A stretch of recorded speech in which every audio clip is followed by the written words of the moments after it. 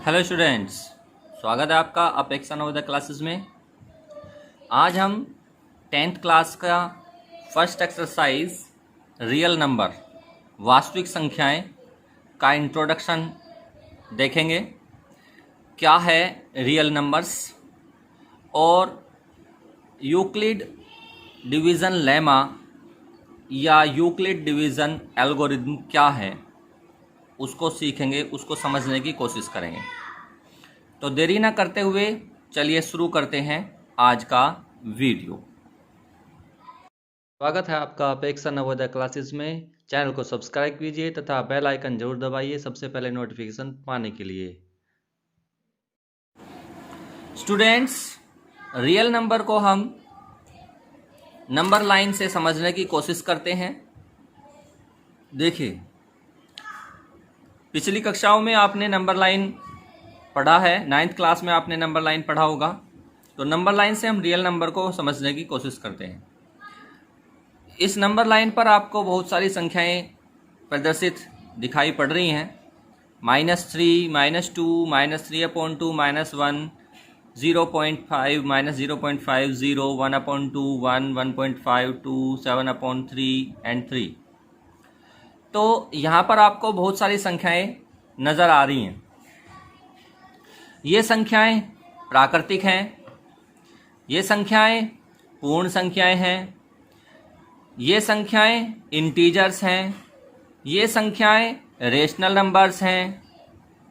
ठीक है, तो बहुत सारी इन सभी संख्याओं को हम क्या कहते हैं? रियल नंबर कहते हैं। इट मीन्स, इसका मतलब यह हुआ कि रियल नंबर वो होती हैं जिन संख्याओं को हम नंबर लाइन पर प्रदर्शित कर सकते हों। जिन नंबर्स को हम नंबर लाइन पर रिप्रेजेंट कर सकते हैं, नंबर लाइन पर शो कर सकते हैं, उन संख्याओं को हम रियल नंबर कहते हैं। दोबारा से रिपीट कर रहा हूं स्टूडेंट्स, किसे कहते हैं real number? What is the real number? Real number जो संख्याएं, जो नंबर्स को हम नंबर लाइन पर शो कर सकते हैं, वह नंबर्स रियल नंबर्स होती हैं। ठीक है स्टूडेंट्स, रियल नंबर को हम कोशिश करते हैं एक पिक्चर के माध्यम से भी जानने की। तो देखते हैं पिक्चर क्या है। स्टूडेंट्स, अभी हमने जाना नंबर लाइन के माध्यम से समझने की कोशिश की कि क्या होता है रियल नंबर। अब हम इस पिक्चर के माध्यम से समझते हैं कि रियल नंबर क्या है। देखिए, ये सभी रियल नंबर के अंतर्गत आते हैं। जो सभी संख्याएं ये लिखी गई हैं, ये सभी संख्याएं क्या हैं? रियल नंबर है। रियल नंबर में क्या क्या आता है? रियल नंबर में नेचुरल नंबर्स आते हैं, होल नंबर्स भी आते हैं, इंटीजर्स भी हैं, रेशनल नंबर्स भी हैं एंड इरेशनल नंबर्स भी हैं। सभी क्या हैं? रियल नंबर ही हैं।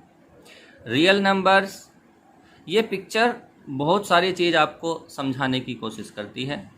ये इस पिक्चर से आप बहुत सारी बातों को जान सकते हैं। रेशनल नंबर्स किन किन चीज़ों को कवर कर रहा है?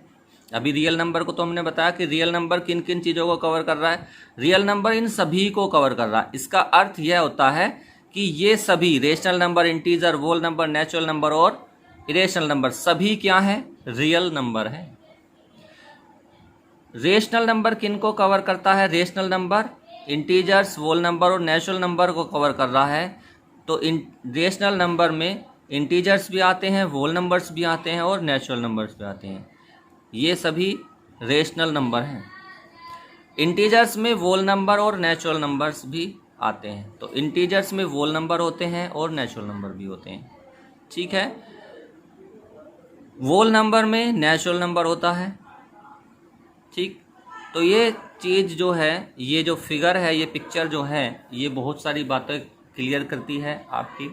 तो इसको समझ लीजिए अच्छे से कि क्या होता है रियल नंबर। रियल नंबर में रेशनल नंबर्स भी हैं, इरेशनल भी हैं, इंटीजर्स भी हैं, होल नंबर्स भी हैं और नेचुरल नंबर्स भी हैं। और इन सभी संख्याओं को हम नंबर लाइन पर शो कर सकते हैं। तो ये भी वही बात, यहाँ भी वही बात क्लियर होती है कि रियल नंबर वो नंबर्स होती हैं जिन नंबर्स को हम नंबर लाइन पर रिप्रेजेंट कर सकते हैं। ठीक है, अब हम बढ़ते हैं यूक्लिड डिवीजन लेमा की तरफ। देखिए स्टूडेंट्स, यूक्लिड डिवीजन लेमा क्या है? यूक्लिड डिवीजन लेमा हिंदी में कहते हैं यूक्लिड विभाजन प्रमेयिका। यूक्लिड वैज्ञानिक का नाम है। यूक्लिड किसका नाम है? वैज्ञानिक का नाम है। डिवीजन यानी कि विभाजन, और लेमा मतलब प्रमेयिका। क्या है Euclid division lemma? If a and b are two positive integers then they must satisfy the condition। क्या कंडीशन है? यदि a और b दो धनात्मक पूर्णांक हैं, a और b क्या है? दो धनात्मक पूर्णांक हैं, तो वह यह शर्त पूरा करेंगे। कौन सी शर्त पूरा करेंगे? क्या कंडीशन है? किस कंडीशन को सेटिस्फाई करेंगे?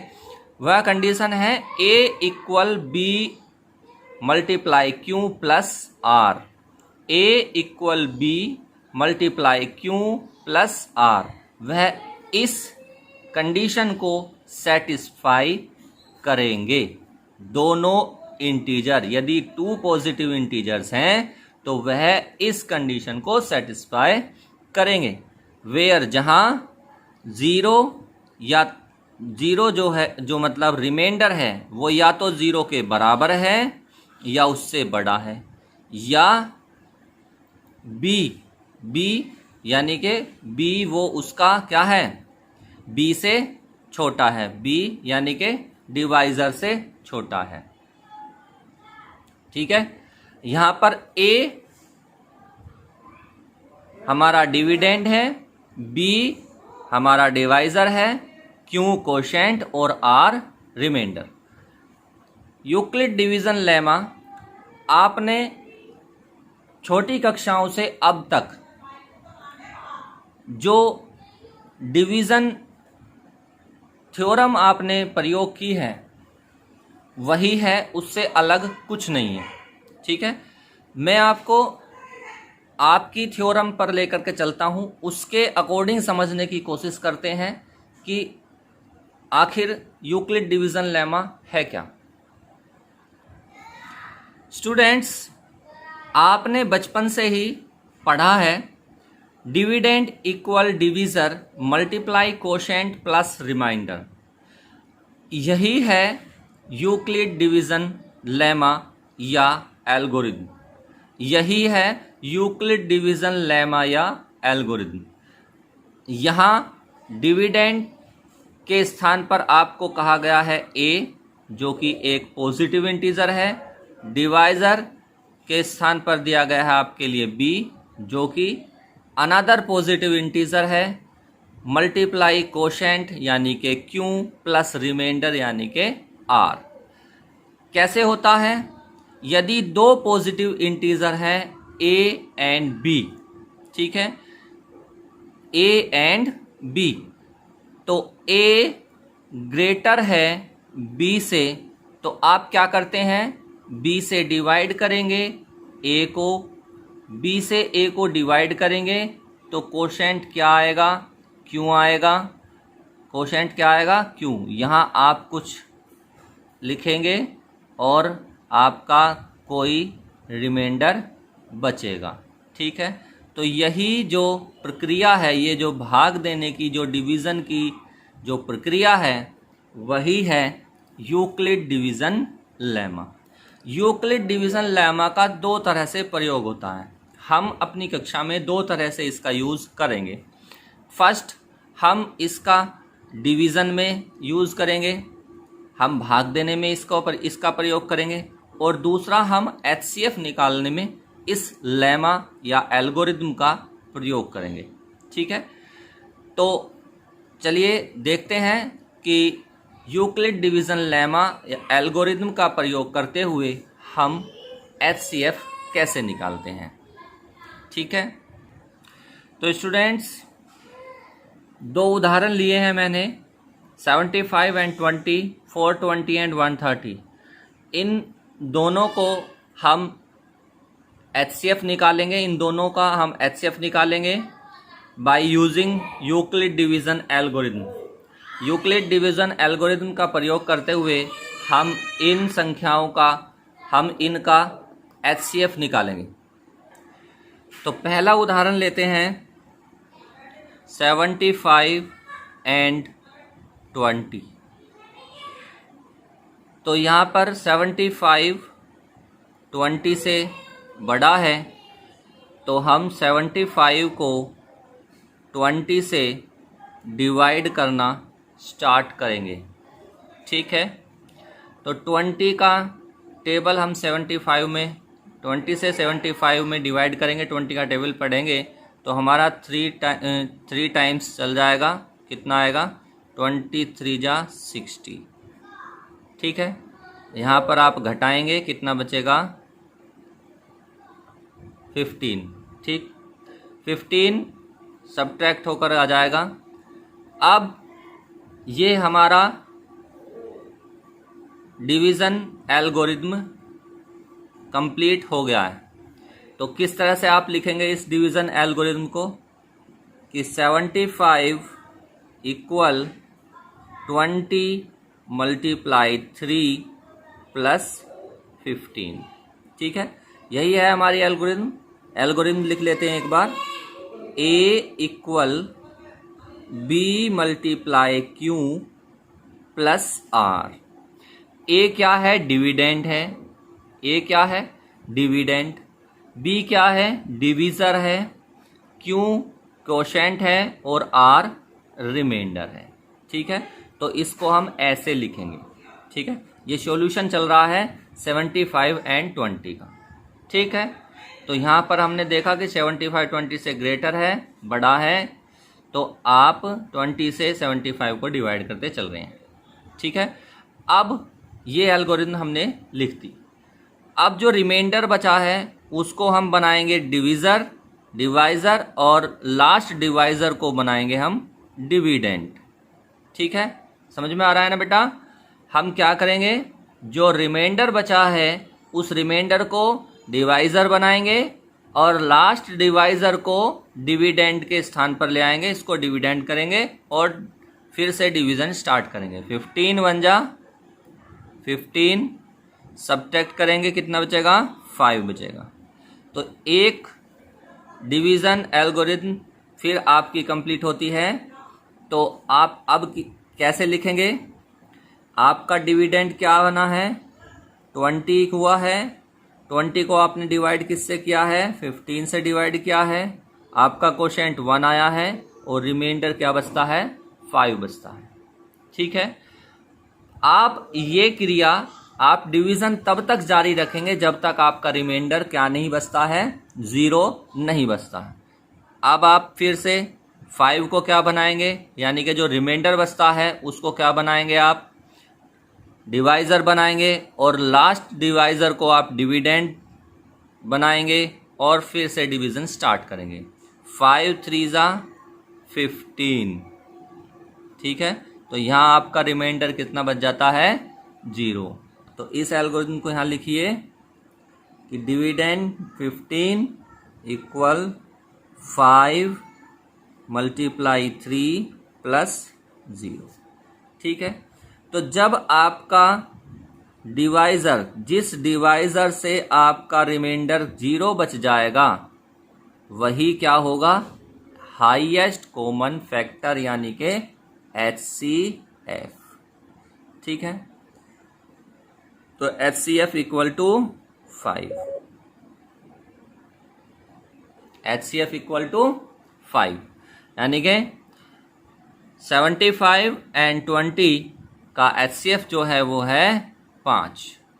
ठीक है, ठीक है स्टूडेंट्स, तो यह इस तरह से हम यूज़ करते हैं HCF निकालने में यूक्लिड डिवीज़न एल्गोरिथम का।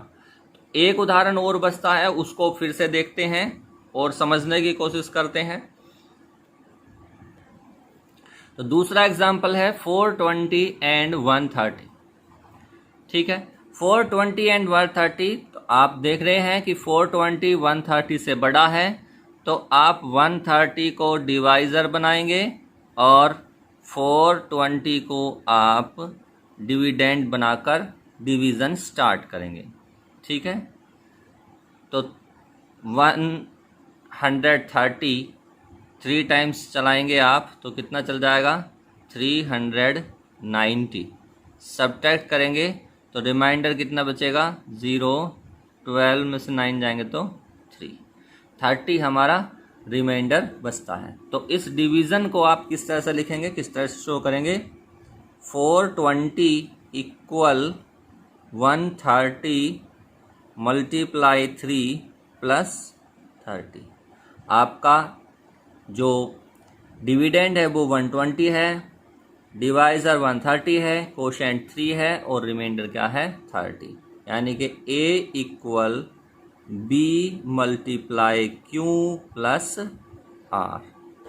ठीक है, अब आप रिमाइंडर को डिवाइज़र बनाएंगे और लास्ट डिवाइज़र को डिविडेंड लेकर के आप डिवीज़न स्टार्ट करेंगे। 30 का डिवीज़न करेंगे 130 में तो कितना चलेगा 4 टाइम्स 120, 30 मल्टीप्लाई 4 इक्वल टू 120। ठीक है, तो कितना रिमाइंडर बचेगा 10। ठीक, अब इस डिवीज़न को आप लिखेंगे एल्गोरिथम के रूप में। कैसे लिखेंगे, 130 इक्वल 30 मल्टीप्लाई 4 प्लस 10। ठीक है, क्या बताया गया है कि जब तक हमारा रिमाइंडर 0 नहीं बचता है तब तक आप डिवीज़न स्टार्ट रखेंगे। तो यहाँ रिमाइंडर 10 बचता है तो आप रिमाइंडर को बनाइए डिवीज़र और लास्ट डिवीज़र को बनाइए डिविडेंड और डिवीज़न स्टार्ट कर दीजिए। 10 3 30, आपका रिमाइंडर बचता है 0। इस डिवीज़न एल्गोरिथम को लिख दिए। कैसे लिखेंगे, 30 इक्वल 10 मल्टीप्लाई 3 प्लस 0। तो HCF क्या हो गया हमारा, क्योंकि हमारा बच गया है रिमाइंडर 0 तो हमारा HCF हो जाता है कितना 10। कितना HCF हो जाता है 10। क्यों, क्योंकि जब हमारा रिमाइंडर 0 बचा है तो उस समय हमारा जो डिवीज़र था वो कितना था, डिवाइज़र जो था वो था 10। तो हमारा जो 10 है वो HCF है। तो इस तरह से हमें एक्सरसाइज 1.1 में यूक्लिड डिवीज़न एल्गोरिथम का प्रयोग करके HCF निकालना है। ठीक है स्टूडेंट्स, तो यह आज का वीडियो यहीं हम समाप्त करते हैं।